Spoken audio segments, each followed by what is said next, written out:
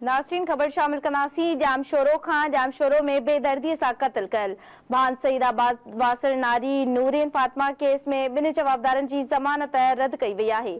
जवाबदार कोर्ट मां फरार थी विया आहिनि। जामशोरे जी अदालत नूरिन क़त्ल केस में ज़मानत ते आज़ाद थियल मक़तूलनि नारी जे वालिद मोहम्मद अली महर ऐं नंढे भाउ एहसन जी ज़मानत रद्द कई हुई।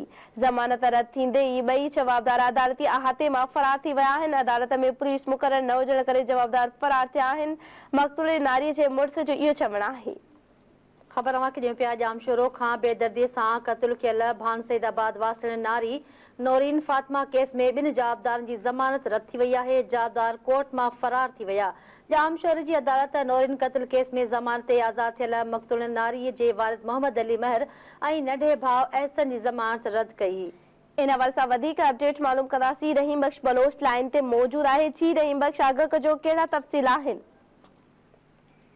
जी हाँ, बिल्कुल दुआ जामशोरे जी district and gender wise court में नौरीन फातिमा महर जे केस जी ॿुधणी थी आहे, जंहिंमें अदालत पारां ॿुधणी बाद ॿिनि जवाबदारनि जी ज़मानत वारी दरख़्वास्त रद्द करे छॾी आहे। कोटड़ी जी अदालत एडिशनल सेशन जज 2 जी अदालत में नौरीन फातिमा जे क़त्ल केस जी फरियादी मंसूर सुमरे जे वकील एडवोकेट मीर अहमद मंगवे जा दलील ॿुधण बाद अदालत ॿिनि जवाबदारनि एहसन अली महर ऐं मोहम्मद अली महर जी ज़मानत लाइ वाद वारी दरख़्वास्त रद्द करे छॾी आहे। जवाबदार अदालत मां फरार थी वञण में कामयाब थी विया आहिनि। ॿिन्ही जवाबदारनि जी सेवण जी अदालत मां 18 मई ते इंटरीम बेल मंज़ूर कई वई हुई। केस में मुख्य जवाबदार नौरीन जो वॾो भाउ मोहसिन महर ऐं संदसि चाचो जेल में आहिनि। नौरीन जे मुड़िस मंसूर मूजिब त पुलिस पारां कयल जांच रिपोर्ट्स ऐं मोबाइल फोन फॉरेंसिक रिपोर्ट जे आधार ते अदालत संदन ज़मानत रद्द कई वई आहे।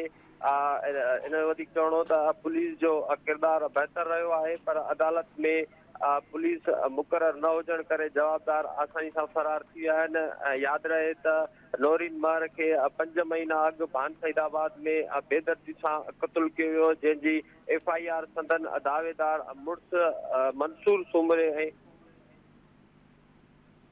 ठीक आहे रहीम बख्श, अवां जी महिरबानी।